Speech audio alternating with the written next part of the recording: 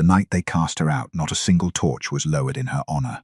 Lyra had expected cruelty. She had not expected the silence. It was the silence that followed her through the iron gates of Ashenvale, that hung over the heads of the Pack Council like smoke that would not clear, that lived in the faces of the women who had once braided her hair by the lower hearth fires. Women who now stood at the settlement's edge, with their arms folded tight across their chests, and their eyes fixed somewhere slightly above her head, as if looking at her directly might make them complicit in what was being done. She did not weep. She had already done that. 2 nights before the verdict, alone in the windowless holding room, where they'd put her while the elders deliberated, Lyra had wept until her body had nothing left to spend. She had pressed her back to the cold stone wall and shaken apart from the inside, her wolf curling small and silent within her, too exhausted even to scratch at the surface of her mind. By morning the tears had dried. By the time the court doors opened and Elder Marin read the decree in that flat, practiced voice, banishment, effective by dawn, ordered by unanimous ruling of the Ashenvale Pack Council, Lyra had already assembled something still and impenetrable behind her eyes. She had stood up straight and said nothing. Her crime, as the council stated it, was simple. She had spoken against the Alpha's decision to carve away the northern borderlands, territory that had sustained Omega families for 3 generations, and sell the grazing rights to a rival pack flush with silver and ambition. She had stood in the open courtyard while the ink on the agreement was still wet, and she had said quietly but without flinching, "This land does not belong to you to sell." That was all. An Omega woman, speaking against pack law in public, against the Alpha's declared judgment.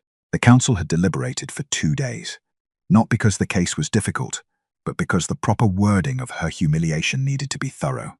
They stripped her rank, revoked her shelter claim, burned the banishment seal into the inside of her right wrist while she held still and did not make a sound, and sent her north into the highland borderlands with the clothes on her back and a ration pack that would last her 3 days if she was careful. The gates of Ashenvale closed behind her with a sound like finality itself. What no one inside those walls understood, what even Lyra herself did not yet know, was what lay 12 miles north of where they had abandoned her. Before we continue, please hit the subscribe and like button and tell me which city you're tuning in from. I love to know where this story found you. Now let's dive in. In the fortress of Dravenmore, King Vorin had not desired a woman in 7 years, not from grief, not from loss. Those who whispered it that way were wrong. And Borvak, his second-in-command and the only man alive permitted to speak plainly to the king's face, had corrected that misunderstanding more than once at the war table. "It is not grief," Borvak had said 6 months prior, when the council had floated yet another suggestion of courtship. "A grieving man still wants. He just wants the wrong thing. Vorin doesn't want anything." The council had found that even more troubling. Vorin himself said nothing on the matter. He commanded. He ruled. He moved across the map of the Northern Territories with the quiet, absolute precision of a man who had reduced everything unnecessary from his life and felt no loss in the reduction. The fortress ran like a blade, clean, disciplined, without softness. The black wolf that had been his shadow since childhood paced the corridors beside him at night, the only creature in Dravenmore whose silence matched his own. 7 years had passed like this. On the night Lyra reached his border, a snowstorm was consuming the highlands. It had started as a low, pressing darkness on the horizon and built throughout the afternoon until the sky was nothing but white moving against white, and the outer forest sentries had doubled their rounds and lit the pretor torches twice over. Vorin was at the war table when the report came, a runner, breathless snow still melting from the fur at his collar. "A woman at the northern tree line, my lord. Barely conscious, unarmed. One of the sentries wants to know whether to leave her." Vorin did not look up immediately. He turned a stone marker over in his fingers once, twice, studying the eastern border notation. Then he set it down. "Bring her in." The runner blinked. "She carries a banishment seal, my lord. Ashenvale markings. Then bring her in out of the storm and bring me the seal." He said it without raising his voice. The runner left. Vorin told himself it was policy. No body at the border during a storm, regardless of origin, regardless of status. He told himself it was efficient. He told himself it was the same decision he would make for any stray creature found at the perimeter in a blizzard. He told himself this while walking to the lower hall anyway. She was on the floor when he arrived. 2 sentries crouched beside her, their torches throwing unsteady light across her face. Her dark hair was matted flat with ice. Her clothes were soaked through to the skin. Someone had wrapped a rough wool blanket around her shoulders, but she was still shaking. the kind of shaking that came from hours of cold, not minutes, the kind that did not stop quickly even in warmth. Her eyes were closed. Then, as if she sensed the shift in the room when he entered, they opened. She looked up at him, not with panic, not with the frantic performance of an Omega woman desperate to appear harmless. She looked at him the way a person looks at something they have already accepted might kill them, with a strange, exhausted honesty that held no manipulation and no theater, only the bare truth of a woman who had run out of armor and was no longer pretending otherwise. Her right wrist lay open against the stone floor. The banishment mark was still raw.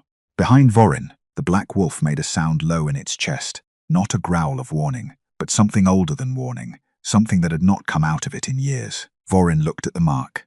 He looked at her face. Something in him, long buried, long locked, convinced it had no further use, cracked open without permission. "Get the healer," he said quietly. "She sleeps under a roof tonight." No one questioned the king, and the black wolf settled at the doorway like a guard that had finally found what it was stationed to protect. Vorin did not sleep. He returned to the war table the same way he always did after an interruption, deliberately, without hurry, as if the interruption had already been filed away and forgotten.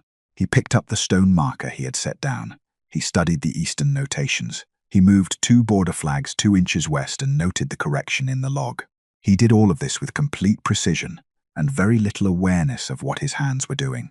Borvak appeared at the table's edge sometime around the 3rd hour of the night, a cup of something hot in each hand, and set one down near the king without asking. He said nothing for a long moment. He examined the map with the same squinting skepticism he gave everything, from battle plans to breakfast, and then he said, plainly, "You went down yourself." Vorin did not look up. There was a report. There are always reports. You don't go down for reports. I went down for this one. Borvak turned the cup slowly in both hands. Outside, the storm had deepened. The fortress walls absorbed it without complaint. Dravenmore had been absorbing storms for 400 years, and its stones had the particular indifference of things that have outlasted everything thrown at them. "She's ashen vial," he said finally. "Banishment seal, fresh one. I saw it. Council won't like it. The council rarely likes anything I do." Vorin set the marker down. "What is your point, Borvak?" Borvak looked at him with the flat, patient expression of a man who had served his king for 11 years and understood exactly when a question was meant to end a conversation. He picked up his cup. "No point," he said, "just noting it." He left without noting anything else, which was, Vorin knew, its own kind of comment. The council came at dawn. There were 3 of them. Elder Cassin, who managed diplomatic correspondence and wore his authority like a garment he'd had altered too many times. Lord Fenwick, who oversaw border agreements and had strong opinions about everything. And Councillor Dre, the youngest of the 3, and the most careful about which way the room was leaning before he spoke. They stood across the war table and delivered their concern in layered, reasonable language, the way men did when they wanted to appear measured and still get exactly what they wanted. The Omega woman, the Ashen Veil seal, the delicacy of interpack relations, the precedent it would set, harboring a cast-out, the risk of being seen as a shelter for exiles. Vorin listened to all of it. Then he said, "She stays." Elder Cassin opened his mouth. "Until I say otherwise," Vorin added, which closed it again. He did not explain. He did not offer a political framing or a tactical justification. He simply moved his attention back to the map, and the council understood, as it always eventually did, that the king had made a decision and the room for debate had already closed. Lyra woke to stone. That was her first impression.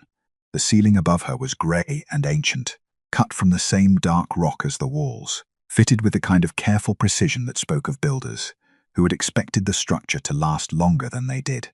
There were no soft furnishings, no decoration. A single torch burned low in an iron bracket near the door. A blanket, rough but heavy and warm, had been pulled across her. She lay still for a moment and took inventory. Her wrist ached. Her feet, which she could not feel when they brought her inside, had returned to something like feeling with an unpleasant insistence. Her throat was raw. Her body had the specific deep exhaustion of something that had been burning its last reserves for too long and had finally been permitted to stop. She was alive. She was inside. Both of those things were unexpected. A woman appeared in the doorway, older, compact, with a healer's efficiency in the way she moved and the way she looked at Lyra, not with pity but with clinical attention. She brought broth, a cloth for Lyra's wrist, and a spare undershirt folded over her arm. "You don't have to speak," the healer said. "Just drink." Lyra drank. She watched the room while she did. The proportions were military. Built for function, not comfort but maintained with discipline. No dust, no neglect. The torch brackets were evenly spaced. The floor stones were worn smooth by years of the same boots walking the same routes. This was a place that ran on structure, on order. She filed that away. The healer checked the seal on her wrist without comment, applied a salve that dulled the ache to something manageable, and wrapped it in clean linen. She left without asking Lyra anything about herself, which Lyra appreciated more than she could have explained. She did not cry. She did not perform relief or gratitude, or the soft, readable helplessness that Omega women learned early could sometimes function as protection. She sat upright when she was strong enough to do so, and looked at the door and thought about what she had seen, and what it meant, and what she would do next. The healer's report reached Vorin before the second bell of morning. She's awake, took the broth, didn't ask questions, didn't weep, sat up on her own. Quiet. Vorin read it twice. Quiet was not unusual. Quiet was what broken people did when they had nothing left. But the healer, a woman who had treated pack soldiers, torture survivors, and battlefield wounded without editorial, had added one line at the bottom, unprompted. She doesn't seem broken. She seems like she's thinking. Vorin folded the report. He walked the east corridor an hour later, taking the longer route past the lower guest quarters for no reason he chose to examine. Outside her door, he stopped, not long. 3 or 4 seconds, perhaps, in which the corridor held no sound except the low pull of wind through the stone seams overhead. Then he walked on.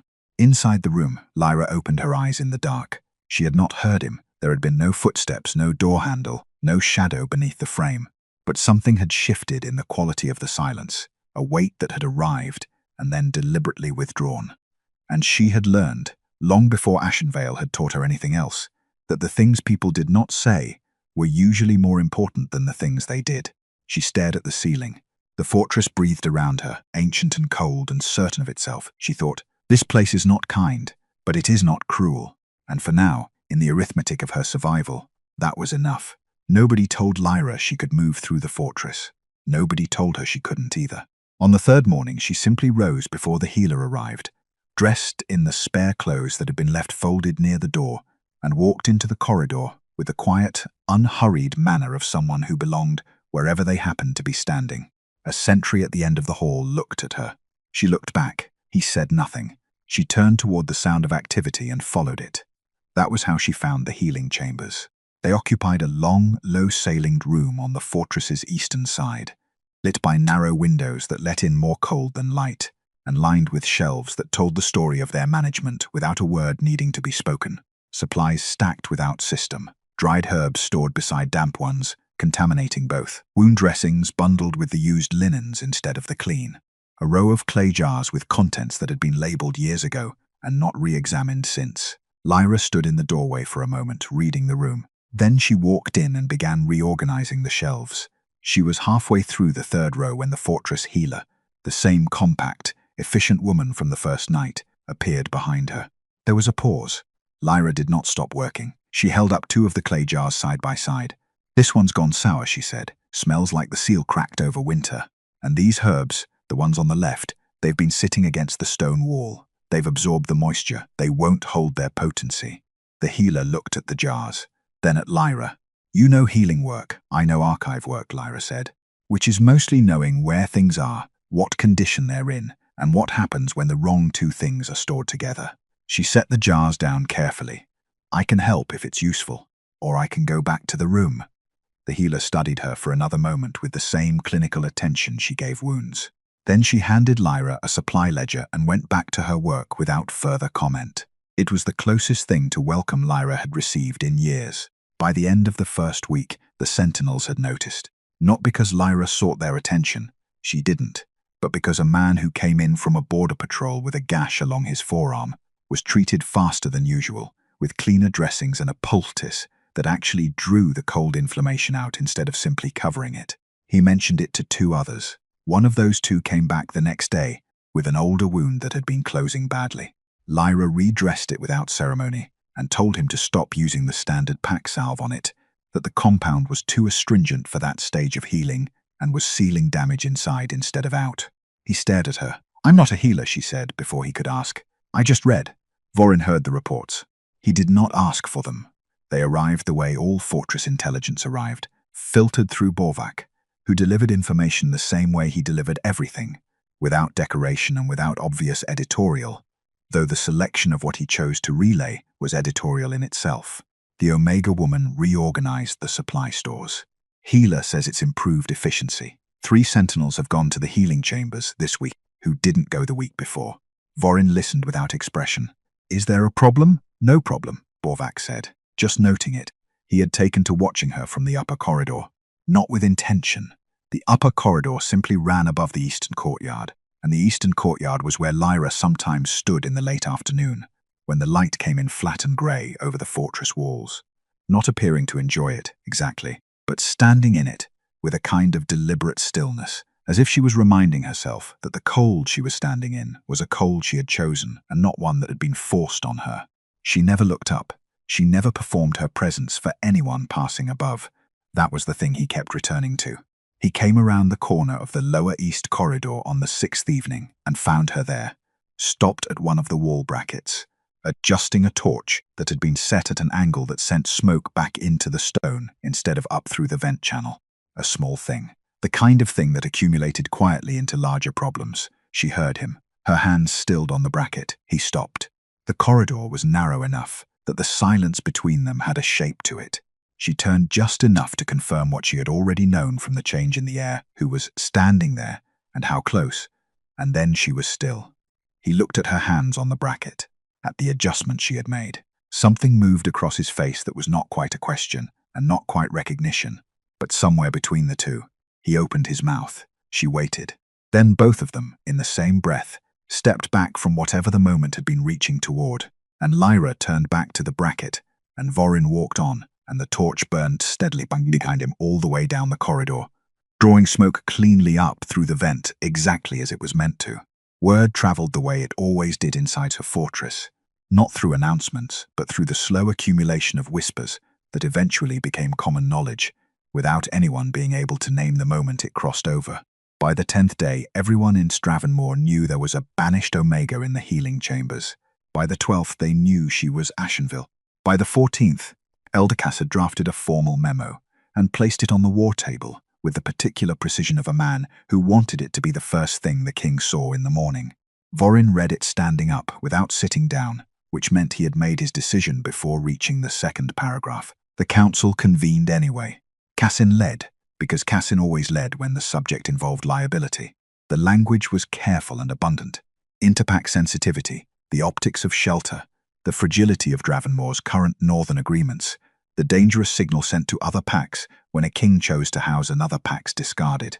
He spoke for 4 minutes without pause, which was, Vorin had learned, how Cassin indicated the seriousness of his concern. Lord Fenwick added that 2 border contacts had already sent in formal inquiries. Informal, he stressed, for now. Councillor Dre said nothing, which meant he agreed with the others, and was waiting to see if it would cost him anything to say so. Vorin let them finish. Then he said, "She stays," and picked up a different document from the table and began reading it, which was how he ended conversations he did not intend to continue. The council filed out. Borvac, who had been standing near the far wall in the specific way he stood when he was present, without having been invited, waited until the door closed. "Cassin's not wrong about the inquiries," he said. "I know. The Ashenvale Alpha is going to make it formal eventually. I know that too." Borvac was quiet for a moment. "You've been watching her." It was not a question. Vorin did not answer it like one. "There's something odd about her exile," he said instead. "A woman cast out for speaking against a land decision doesn't carry herself the way she does." "How does she carry herself?" Vorin set the document down. "Like someone who knows something." He was not wrong. Marit, the fortress healer, raised it with him directly, an unusual step that told him she considered it significant. She came to the war room doorway, which she had never done before, and stood there with her hands folded until he looked up. "The woman knows pack law," she said. "Not general knowledge, specific law, treaty structure, boundary clause language. Yesterday she looked at the supply exchange agreement from the Thornville Compact, the one pinned on the notice board near the stores, and she told me there was a land measurement error in the secondary clause that would have caused us a dispute in 2 years." Vorin was still for a moment. "Was she right?" "Borvac checked it this morning." Marit paused. "She was right." After Marit left, Vorin turned this over quietly. An Omega woman from a mid-tier northern pack, with detailed knowledge of treaty language and boundary clauses, who had been banished for speaking against a land sale, who refused to discuss her former home and changed the subject with the smooth, practiced ease of someone who had learned that particular skill deliberately. He sent for Borvac. "Find out what work she did in Ashenvale," he said. Before the banishment, he saw the bruise by accident. He was passing the healing chamber doorway, the upper entrance, the one that looked down into the main workspace, when Lyra reached past Marit for a supply jar on the high shelf and her sleeve pulled back. He had seen the banishment mark before, the circular seal burned into the inside of her right wrist, still raised and pink at the edges. He had noted it the first night and filed it as information. What he had not seen was the older bruising that lived above it, faded now to yellow and brown, the specific coloring of damage that was 2 to 3 weeks old. The shape of it was not an accident. It was a grip. 4 fingers and a thumb, pressed hard enough and long enough into her forearm to leave an impression that had outlasted ice, snowstorm, and 10 days of fortress warmth. Lyra pulled her sleeve back down and kept working. She had not looked up. She did not know he had seen. Vorin stood in the upper doorway and felt something move through him that was not concern exactly. It was older than concern, and quieter, and considerably more dangerous in what it was capable of producing. Whatever had been done to her was not simply the execution of pack law. It was personal. It was sustained, and someone had wanted it thorough. He was still thinking about this 3 hours later, when the rider arrived at Dravenmoor's outer gate, bearing a sealed letter pressed with the Ashenvale crest, requesting, formally and politely, the immediate return of their property. The letter was 3 paragraphs long and immaculately composed. Vorin read it twice at the war table, then passed it to Borvac without comment. Borvac read it once, set it down, and looked at it the way he looked at things he did not yet trust, with a stillness that meant he was still working. The council assembled within the hour. Casson had clearly already read a copy, because he arrived with his arguments pre-arranged, and his expression carrying the careful neutrality of a man who believed he was about to be proven right. He waited until everyone was seated before speaking. The letter, he explained, was from Alpha Crest of Ashenvale. It cited Dravenmoor's long-standing northern agreements. It expressed, in polished language, the hope that the relationship between the 2 territories would continue to be one of mutual respect and cooperative boundary management.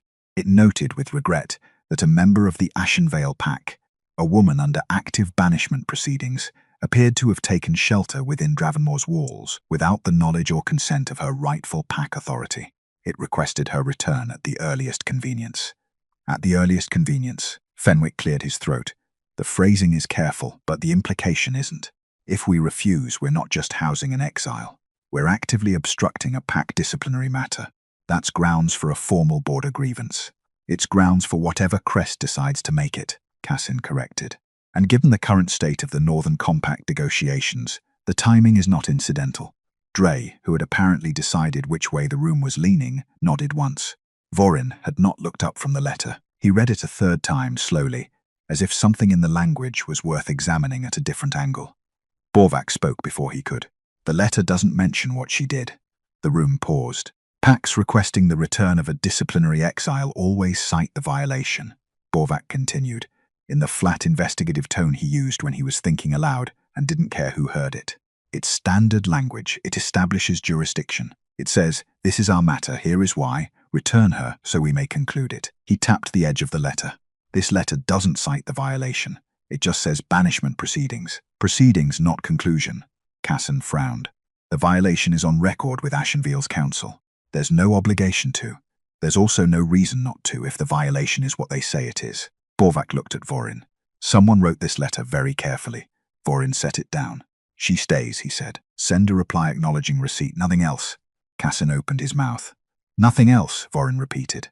Lyra was relabeling the clay jars in the healing chamber when Marit told her. The healer did it without preamble, which Lyra had come to understand was Maret's version of kindness. She delivered hard information cleanly because she believed dressing it up only made it worse. A letter had come from Ashenvale. The king had declined to act on it. Lyra's hands did not stop moving. She set one jar down and picked up another. "Declined how?" she asked. "He said you stay." Marit watched her. "I thought you should know." After Marit left, Lyra sat with the jar in her hands and felt the particular cold that had nothing to do with temperature. Crest had written, which meant he was watching for her, which meant the distance she had put between herself and Ashenvale.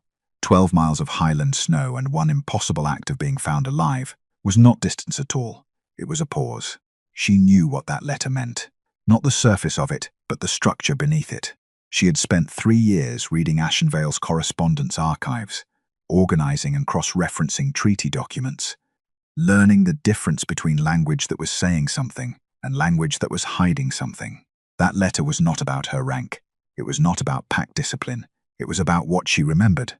Vorin found her in the eastern courtyard as the light failed, standing at the far wall with her arms folded across her chest and her eyes on the tree line. He had not planned to speak to her directly. He had told himself he was taking the long corridor route for unrelated reasons. He stopped beside her at a reasonable distance. She did not look at him but did not pretend not to know he was there. "You were in the archives," he said, "in Ashenvale." A pause, yes. "For how long?" 3 years, treaty records. It was not quite a question. She answered it anyway. "Among other things." She was quiet for a moment. "I handled correspondence, land records, boundary documentation. I organized what came in and cross-referenced what was sent out." Another pause. "I was good at it. What did you find?" The tree line did not move. Lyra's jaw tightened slightly, a small thing that someone not paying close attention would have missed entirely. "I found that a land agreement had been altered," she said, "after it was signed. The version in the archive did not match the version that had been distributed to the affected families." She stopped there. Vorin waited. "I spoke against the sale," she said finally. "I told them it was wrong.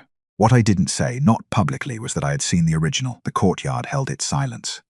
"Where is it now?" he asked. "I don't know," she said. "I left it where I found it. I didn't think I'd be the one leaving." Vorin looked at the tree line for a long moment.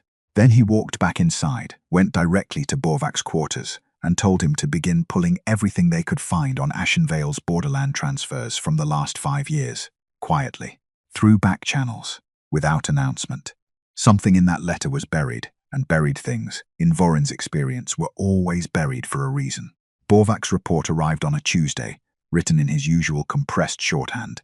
More abbreviation than sentence, more implication than statement. Vorin had learned to read it the way one read weather, not word by word, but as a whole pattern. The pattern this time was troubling. 3 of Ashenvale's last 4 major land transfers in the northern borderlands had been processed through a single notary. An older man named Selwick, who had retired abruptly 18 months ago and resettled, quietly, in a village 2 territories east. 2 of those transfers had involved Omega family holdings that, according to adjacent pack records, should not have been eligible for open sale. The documentation authorizing the sales existed. Its origin did not hold up to close examination. Someone had built a very clean paper wall, and someone else had lived behind it for years without challenge. Vorin set the report down and went to find Lyra. She was in the middle of a crisis when he arrived. A sentry had come in from the outer wall with a deep puncture wound in his shoulder. A fall onto a post stake during the storm patrol, the kind of injury that looked manageable until it wasn't. The man was large, uncooperative in the specific way. Large men became uncooperative when they were frightened, and he had already pulled the initial dressing twice. Maret was working on him with the calm efficiency of someone accustomed to both wounds and difficult patients. Lyra was on the other side of the table. She was not assisting. She was managing him, not with force, not with authority she didn't have, with conversation. Quiet, specific conversation about the storm patrol rotation, about a structural weakness she had noticed in the eastern watch post last week, about whether the new grip configuration on the outer gate bolts was more efficient than the previous one. The sentry was talking back before he realized he had stopped pulling at the dressing. By the time Maret finished closing the wound, the man had given Lyra his full name and opinions on 3 separate subjects without being asked for either. Vorin stood in the doorway and watched the whole thing.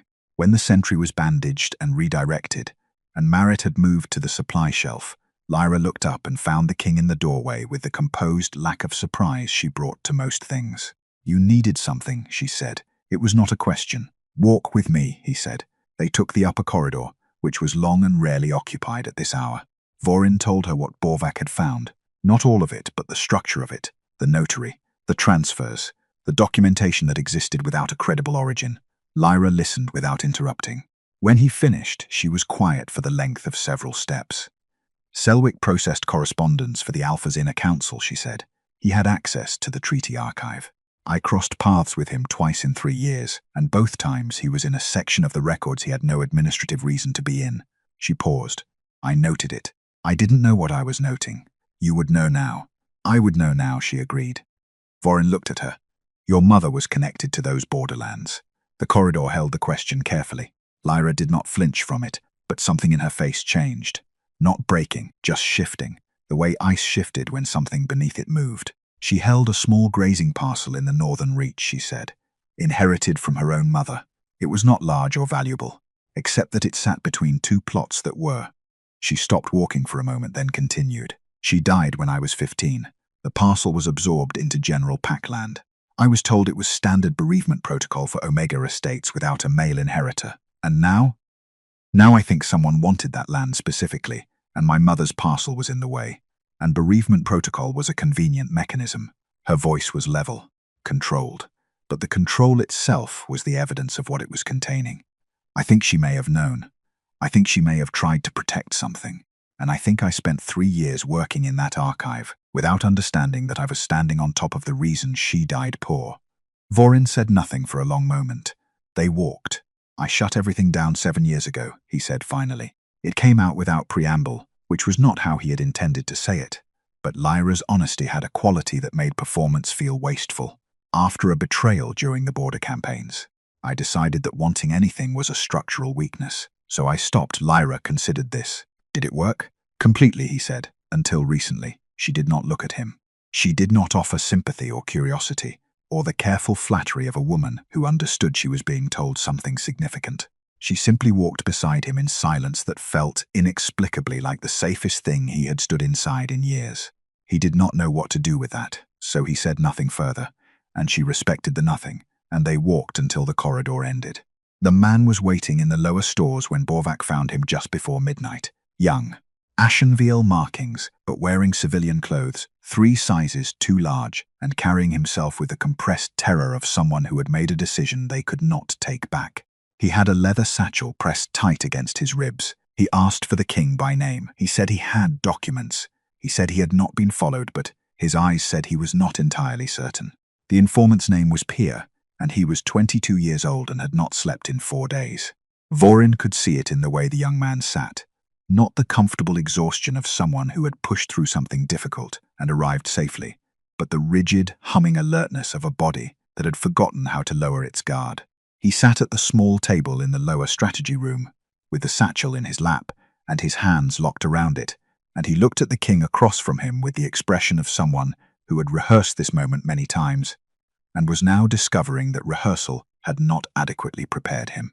Borvac stood near the door. The room contained no one else. Talk, Vorin said, not unkindly, just directly. Pier talked. He had been a records clerk in Ashenvile's administrative chamber for 3 years. Junior position, limited access, the kind of role that made a person functionally invisible in the daily operation of a PAC's bureaucracy. Invisible people, Pier explained with the particular self-awareness of someone who had recently used that invisibility to commit an act of considerable courage, saw things that visible people did not. He had seen the original land transfer documents 18 months ago, while misfiling a correspondence batch. He had recognized immediately that what he was holding did not match the ratified versions on public record. The boundary measurements were different. The consent notations were different. 3 signatures on the original were absent from the distributed copies. And the affected parcels, he counted 7 in total across a 10-year period, all shared a specific feature. They were Omega family holdings in the northern reach, small individually but collectively forming an unbroken corridor of highland grazing land that, once assembled, was worth considerably more than the sum of its parts. He had photographed what he could with a small document lens. He had hidden the copies. He had spent 18 months being afraid, and then Lyra had been banished, publicly, cruelly, with a ceremony of humiliation that the Pack Council had clearly intended as a message. And Pier had understood that the message was meant for him too. Every person who had been inside that archive and looked too closely was a liability. He set the satchel on the table inside. 14 document copies, pressed flat. 3 original pages he had removed at personal risk. He did not minimize when describing it. A signed notation in his own hand recording the dates, locations, and document codes of everything he had accessed. And 1 additional item, which he placed last, separately, with a care that suggested he understood its weight. It was a single folded page, older than the others, the paper soft with handling. At the top, in small, careful handwriting, was a name. Correspondence of Mira, Borderland Keeper, Northern Reach Compact, archived for preservation, year 14 of the Elder Council. Mira, Lyra's mother. The page was a formal complaint, filed 14 years ago with the Ashenvale Elder Council, documenting a discrepancy in the boundary records for the Northern Reach parcels. It cited specific document codes. It named the notary, Selwick, as the source of the discrepancy. It requested a formal review. There was no record of a review ever being conducted. There was, instead, a record. Peer had found this separately, of the complaint being reclassified as administrative error and sealed from general access 6 weeks after it was filed. Mira had died 11 months later, cause recorded as winter illness. Vorin looked at the page for a long time. Then he looked at Peer, who had said everything he had come to say, and now looked like a man waiting to find out whether what he had done would save him or finish him. "You'll stay inside Dravenmore tonight," Vorin said. "You'll be safe." It was the only thing the young man needed to hear. His shoulders came down an inch. He found Lyra in her room, awake, which did not surprise him. He had the sense that she did not sleep deeply inside Dravenmore, not from fear, but from the vigilance of a woman who had learned that the moments she was not paying attention were the moments things happened to her. He sat down across from her and told her everything, slowly, without softening the shape of it, because he had the measure of her by now, and understood that softening would be its own kind of cruelty. She listened without moving. When he placed the folded page in front of her, her mother's name at the top, her mother's handwriting in the complaint notation, her mother's attempt at justice sealed and buried before Lyra was old enough to know what justice looked like. Lyra looked at it for a long time without touching it. Then she picked it up. The silence that followed was the kind that had mass. Vorin sat inside it without moving, without reaching for words that did not exist, without doing the thing people did when they could not tolerate another person's grief, which was to interrupt it with comfort that was really just a request for the grief to become more manageable for the observer. He simply stayed. Lyra read the page twice. When she set it down, her hands were steady, but her breathing had changed in the way breathing changed, when the body was working very hard at something it could not resolve physically. "She knew," Lyra said finally. "She filed it formally. She did everything correctly." A pause. "And they buried it, and then they buried her, and then they waited for me to find it too." "Yes. My banishment was never about what I said in the courtyard." "No." She looked at him. "They sent me out to die in the snow because I had read too much." "Yes," he said. "And they want you back for the same reason." The fire in the bracket burned low. Outside, the Highland dark pressed against the fortress walls with its familiar, indifferent weight. Lyra folded her mother's letter carefully and held it in both hands. And something in her face, which had been controlled and composed and quietly armored since the first night he had seen her on his stone floor, shifted into something older and rawer and entirely without defense, not breaking, but finally, after everything, allowing itself to be witnessed. Vorin did not look away. In the morning, he went to Borvac and told him to prepare the council chamber. They were going to bring it forward. All of it. Whatever came after, they would meet it standing. The council chamber in Dravenmore was not built for comfort. It was built for weight. The weight of decisions that could not be undone, of agreements that would outlast the men who made them, of truth spoken inside stone walls that had been designed to hold it. The ceiling was high and vaulted. The table was ancient oak, dark with age, long enough to seat 14. Torches burned at each corner, and the light they produced was serious and without flattery. Vorin had sent the formal convening notice 3 days prior. He had said only that a matter of borderland integrity required council attention, and that the presence of all Northern Compact representatives was expected. He had not mentioned Lyra. He had not mentioned Ashenvale. Alpha Crest arrived anyway with the confidence of a man who had been managing situations like this for 20 years and had not yet encountered one he could not reshape to his advantage. He was broad-shouldered, well-dressed, and carried his authority the way men did when they had never seriously had it questioned, loosely, as if its weight was not worth acknowledging. He took his seat at the table's midpoint and looked around the chamber with the pleasant, slightly bored expression of someone prepared to be patient through minor inconvenience. He had not yet seen Lyra. She was waiting in the anteroom with Borvac when Vorin went to her. She was standing. He had expected that. She was dressed in clean clothes that Maret had sourced from the fortress stores. Simple, well-fitted. Nothing that performed wealth or rank she didn't have. Her hair was back. The linen wrap on her wrist was fresh. She looked like what she was, A woman with nothing borrowed and nothing pretended, which was, Vorin had come to understand, the most formidable thing she could possibly be in that room. He looked at her. "You don't have to speak more than you're prepared to." "I know exactly what I'm prepared to say," she said. He believed her. The session opened with Vorin presenting the documents. He did it without theatre, simply laid the copies on the table in order, cited each one by origin and date, and explained the discrepancy between the archived versions and the distributed public record. He placed the original pages beside their altered counterparts and said nothing further. He let the difference speak. Elder Cassin leaned forward. Fenwick's expression had shifted from its usual diplomatic neutrality into something more alert. Even Dre, who defaulted to waiting for consensus before forming a visible opinion, was reading carefully. Crest's expression had not changed. "These are copies," he said. "Copies of documents from my pack's internal archive, obtained through means that have not been explained, by a king who is currently harboring an individual under active banishment from my territory." He spread his hands. "I'm not certain what we're meant to conclude from documents of uncertain provenance." "We'll address provenance," Vorin said. "Bring her in." The door opened. The change in Crest's face when Lyra walked into the chamber was small and fast. A contraction, quickly controlled, that told Vorin everything about what the man had believed would happen to her in the snow. She walked to the chair that had been placed at the table's near end and sat down without looking at Crest, arranging her hands in her lap with the composure of someone who had prepared for this in every room she had occupied for the past 3 years. Crest recovered quickly. "A banished Omega has no standing in a council proceeding," he said. "Her testimony carries no legal weight under Northern Compact law." "She's not here as a legal party," Vorin said. "She's here as a witness. Those are different things, as you're aware." Crest looked at him with an expression that had abandoned pleasantness and arrived at something harder and more honest.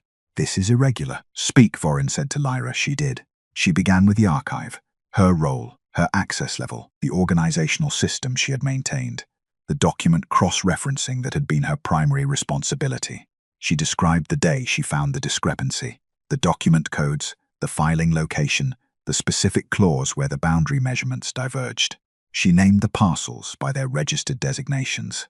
She described the 2 versions of the Northern Reach Transfer Agreement side by side, from memory, with a precision that silenced every secondary conversation in the room. Then she placed her mother's letter on the table.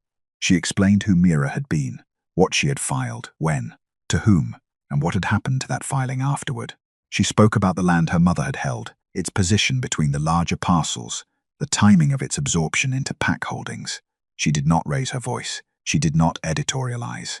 She presented the architecture of what had been done with the same careful clarity she had once used to organize the records that documented it. The council was silent by the time she finished. Crest spoke first. "This is fabrication constructed by a woman with motive for grievance. The original documents are on the table," Vorin said, with a quietness that was more dangerous than volume. "The notary's name is on the table. The 14-year-old complaint is on the table. If you have a counter-document, place it beside them." Nothing came. The council deliberated for 40 minutes. Vorin stood at the room's edge and watched, letting the evidence do what evidence did when it was given adequate space, and people who were not entirely without conscience to examine it. The ruling was not complex. The falsified treaty was invalidated. Alpha Crest's conduct was formally referred for investigation by the Northern Compact's independent review body. The affected land designations were suspended pending full audit. It was a beginning, not an ending. Lyra understood that. She rose from her chair with steadiness, not triumph. Crest passed her in the corridor outside the chamber, while the council was still filing out. He stopped. He said, very quietly, close enough that only she could hear. "You've made something worse for yourself today. You know that." He said it without heat, which was the part that was meant to frighten her. He had not yet noticed that Vorin had come to stand directly beside her. The king said nothing. He simply stood there, and the black wolf, which had been waiting at the corridor's end, padded forward and positioned itself between Lyra and the door through which Crest would have to leave. Crest looked at the king, at the wolf, at the ground between them. Then he left. Lyra exhaled once, slowly. Vorin did not move away. The gathering was called a compact assembly, which was the Northern Territory's formal term for a meeting of pack representatives convened to address a matter of collective concern. It happened on the high plateau 3 miles east of Dravenmore, on ground that was considered neutral by long tradition, a wide, flat expanse of highland rock, where the wind came in unobstructed from the north and the sky sat low and grey and indifferent to human proceedings. 7 packs sent representatives. 3 sent their alphas directly. Crest came himself. Vorin had expected that. The investigation referral had moved faster than Crest had anticipated. That was visible in the way he arrived, with more men than protocol required, and the particular over-prepared energy of someone who had spent the intervening days trying to establish a narrative before the assembly could establish one for him. He worked the plateau's edge before the session opened, speaking quietly to representatives from the eastern and southern packs, hands moving with the measured expressiveness of a man deploying considerable charm at considerable speed. Lyra stood near the Dravenmore contingent in a wool cloak that had been left outside her door that morning, dark, well-made, with Dravenmore's iron clasp at the collar. She had not asked about it. She had put it on. She watched Crest move through the gathered crowd and felt the cold in her chest that had nothing to do with the wind. Borvac appeared at her left shoulder. He did not say anything. He simply stood there, which she had learned was his way of communicating that she was not standing alone without making it sentimental. The session opened with the Compact's senior elder presenting the review body's preliminary findings. 3 minutes of careful, procedural language that translated plainly to. The documents were real, the discrepancy was real, and the affected land transfers required immediate re-examination. There were questions. There were counter-arguments from 2 of Crest's eastern allies, both of which the senior elder addressed with the patient thoroughness of someone who had anticipated them. Crest let it run for 20 minutes. Then he stood. He was composed. Vorin gave him that. Whatever he had spent the past days preparing, it had not been panic. It had been strategy. "I want to be direct with this assembly," Crest said, projecting the reasonable burden tone of a leader, reluctantly correcting a misunderstanding. "What has been presented to this body originates from documents obtained through irregular means by a king who chose, for reasons I'll allow others to assess, to shelter a woman cast out by lawful pack process." He paused. "I do not question the king's intentions. I question the source. Because the source is standing in that cloak over there, a banished Omega with no pack, no rank, no standing, and every reason in the world to construct a story that serves her survival." Some of the assembled shifted, not in agreement necessarily, but in the particular discomfort of people who had heard a sentence they could feel was wrong, and were not yet certain how to say so. Crest turned slightly toward Lyra. Not fully, just enough that the gesture was readable. "She is not a witness. She is a woman with a grievance and a talent for records work, and a king who found her convenient. Whatever she told him, whatever she placed on that council table, it comes from a person who is, under compact law, nobody." He let that land. The wind moved across the plateau. Lyra did not look down. She looked at Crest, with the steady, documentarian calm she had brought to every difficult moment since the night they had burned a mark into her wrist and pushed her into the snow. The look of a woman who had already survived the worst version of this and knew exactly what she was made of. But she felt it. Nobody, the word with its full intended weight. Then she heard footsteps, not toward her, beside her. Vorin moved through the Dravenmore contingent, without haste, without announcement, without the performed gravity of a man making a political gesture. He simply walked to where Lyra was standing and stopped there, close enough that his arm was at her shoulder, close enough that every person on that plateau could see precisely and without ambiguity where the Lycan king of Dravenmore had chosen to stand. The assembly went quiet. Crest's expression did not break, but it changed, the way certainty changed when the ground beneath it shifted without warning. Vorin looked at the senior elder first, then across the gathered packs, with the unhurried directness of a man who had decided something and was not interested in how it was received.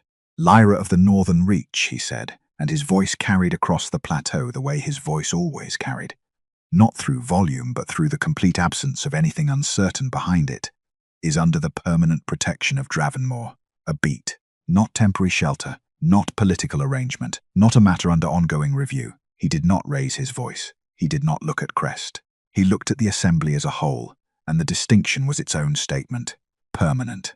By my word, by my name, and by the law of this compact which recognizes the authority of a pack leader to extend full protection to any individual within his declared territory. He paused once. "She is in my declared territory. She has been since the night I brought her in from the snow. That does not change. It will not change." Another pause. "Anyone who moves against her moves against Dravenmore." At the plateau's edge, the black wolf, which had been still as carved stone since they arrived, raised its head and bared its teeth.